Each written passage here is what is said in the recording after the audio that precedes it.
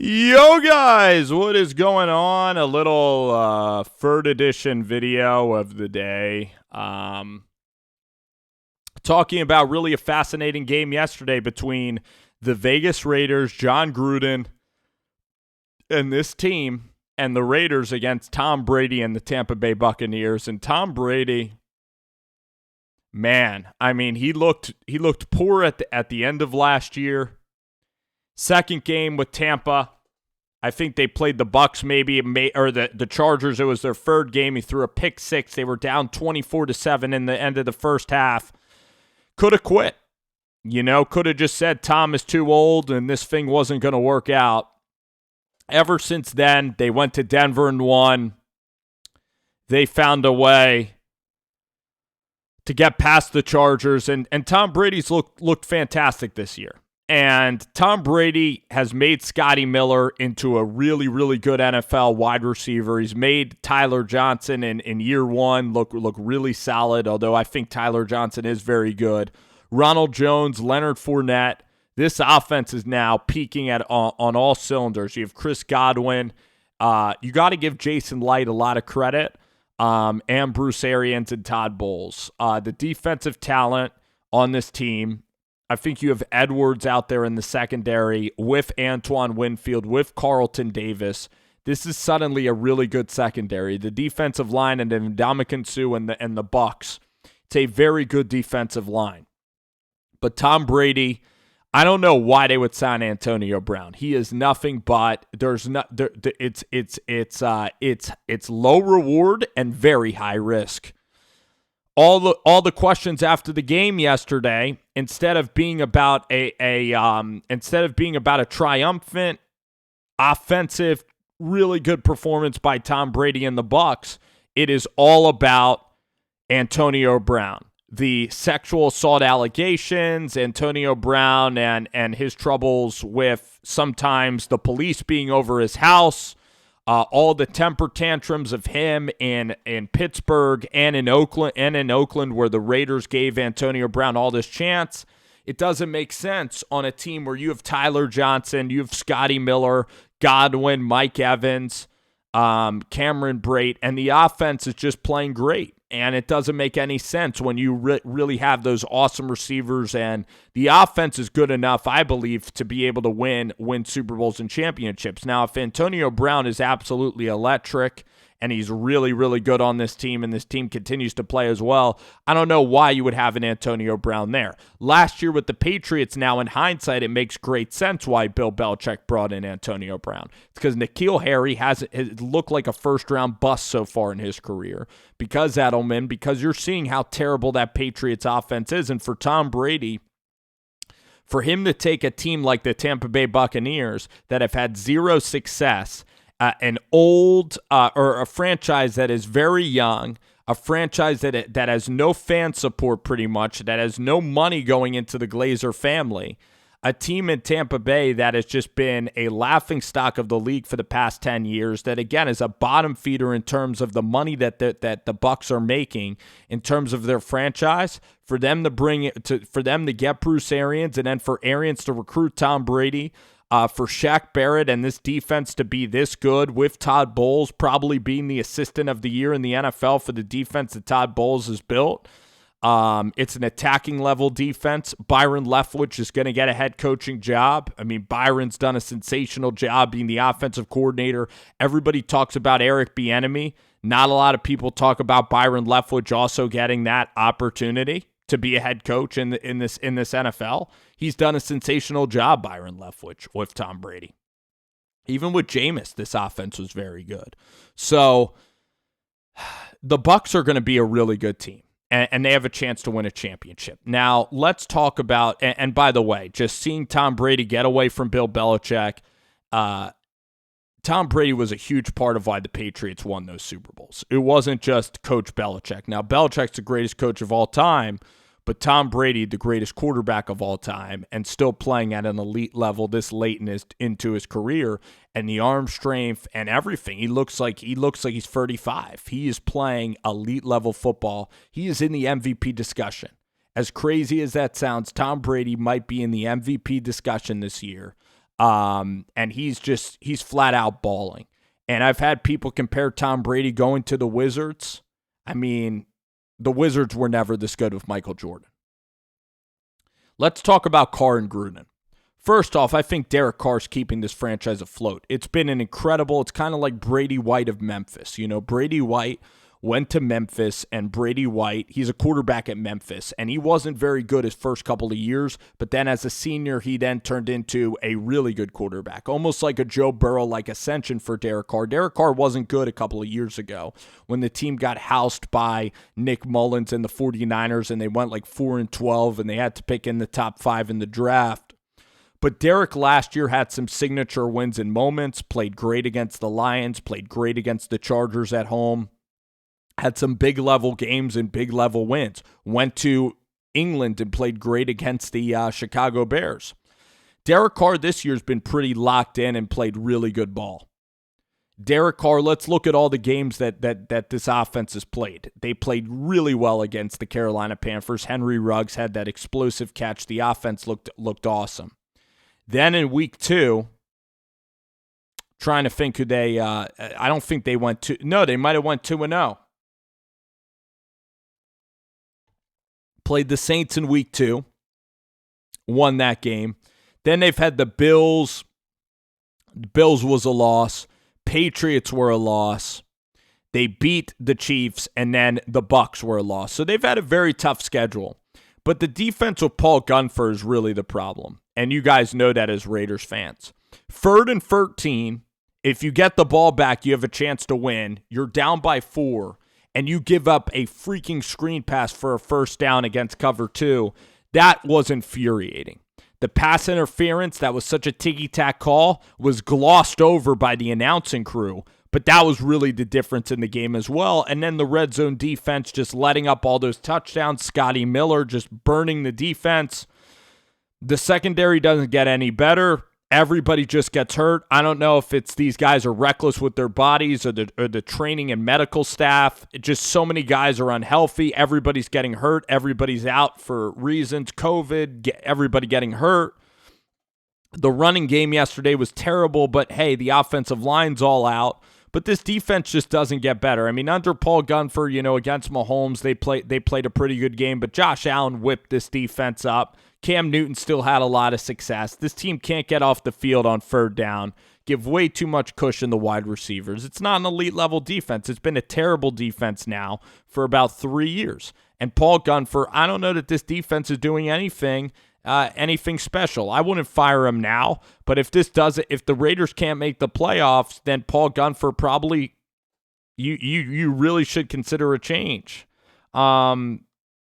This defense is infuriating to watch. And this game against Cleveland for Carr, I mean, Carr threw that interception. So Derek's not exactly great. He's decent in winning time, but his career average as a quarterback, I mean, he's got to get the Raiders to the playoffs this year with Jacobs, with this team, with the Broncos and Chargers actually being pretty bad right now, and with the Chargers and Broncos having 2 young quarterbacks and kind of sketchy head coaching options, and Vic Fangio and Anthony Lynn really hasn't, Anthony Lynn's blown a lot of games, and he hasn't made the playoffs in about 2 or 3 years, and this Chargers team is, barely beating Jacksonville, so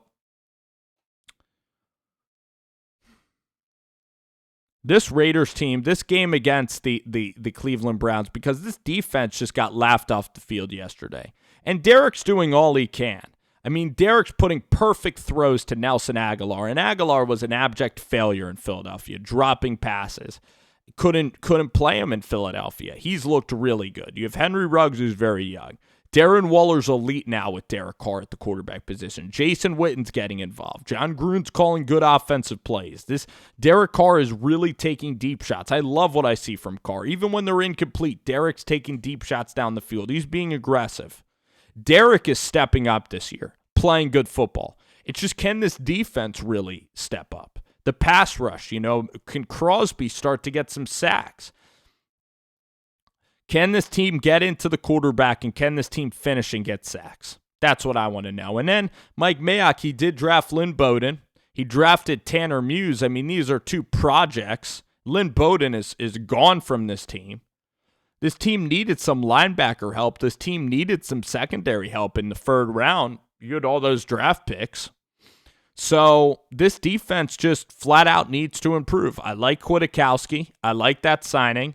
Mullins is a guy that I want to see play better. Damon Arnett's just been hurt, and he had one good season at Ohio State, and he played in the best secondary at Ohio State.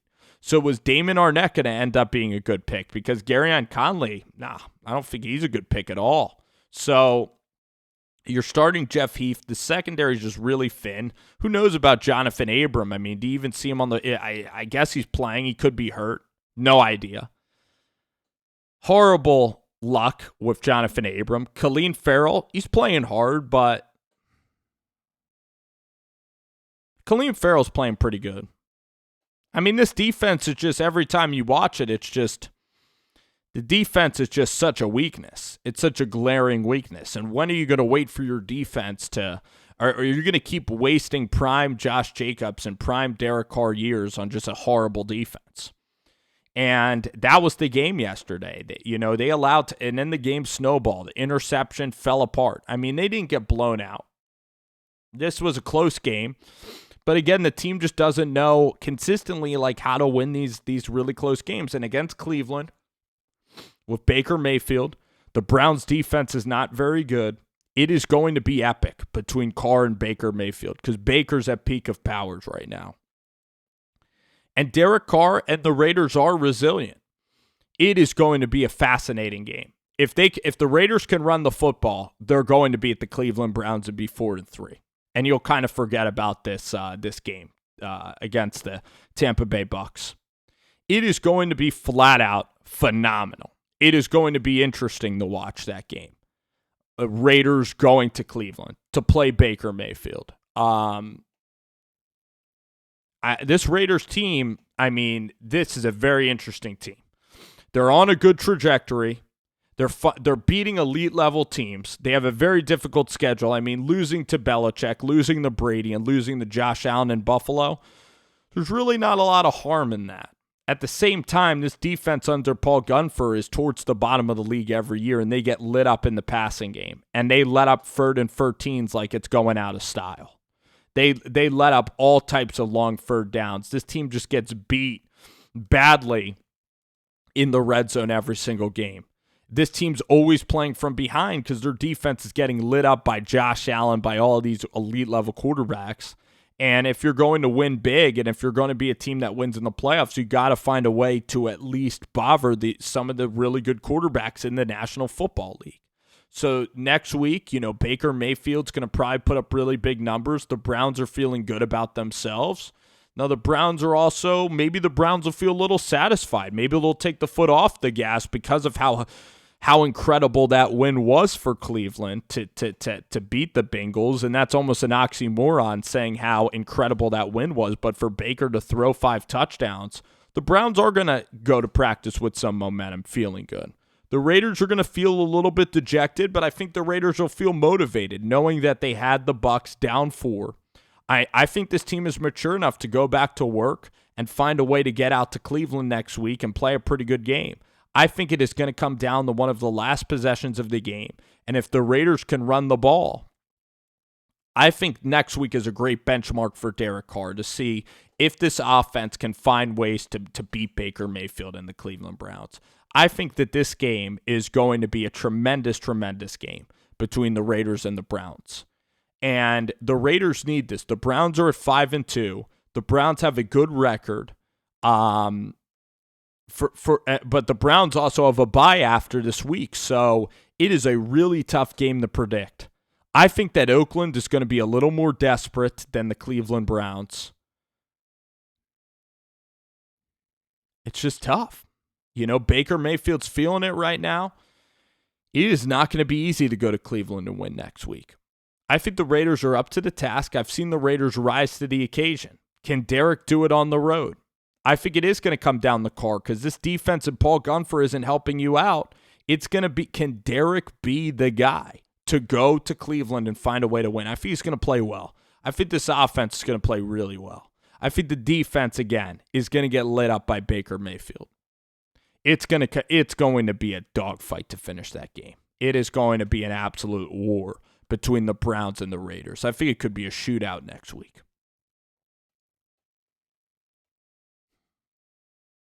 Wow. Had the Bucs kind of where you wanted them, down 24-20, played a good third quarter. There is potential in this Raiders team. And Paul Gunfer, he did completely save his job with the game against Kansas City. Fascinating to watch. There's some games with Gunfer where you go, okay, the defense at least is playing all right. There are injuries. This is a young team. Gruden loves Gunfer. I like what I see from Carr. Team just fell apart at the end of the game yesterday. It's fascinating, and we're going to evaluate the entire season, but the Raiders defense just has to be better, and some of those third and longs are incredibly frustrating to watch. Congrats to Tom Brady. The talent, the job that Jason Light has done, the job that Arians and Bowles have done in pretty much 2 years is outstanding. Every draft pick hits. Carlton Davis, Tristan Wirfs, the guys from Minnesota, Antoine Winfield's playing amazing. Tyler Johnson, Scotty Miller, Cameron Brate, Chris Godwin, getting him from Penn State. I think in like the second or third round of the draft. Ronald Jones, second round pick. Leonard Fournette, acquisition. And Tom Brady just puts it all together. Without Brady, without a quarterback that is the best of all time, and Tom Brady even intangibly is that good. And you're seeing without Tom Brady in New England, you're seeing without him being there, without the elite level leader, without the face of your franchise being in New England, you're seeing how the Patriots have kind of gone to crap, at least so far in this early going of the season. So you got to give props to Tom. What a career move by Brady. Really just showing how elite he can be. He's playing like 2007 Tom Brady. It's incredible to watch. And the guy, just all the arm strength in the world. Great movement in the pocket. The TB12 diet looks like it's for real. So that Brady just even on the slant routes, the velocity, he's playing at an impeccable level. Impeccable to throw the Godwin in the back of the end zone. Man, just what a fascinating game. Pretty fascinating game.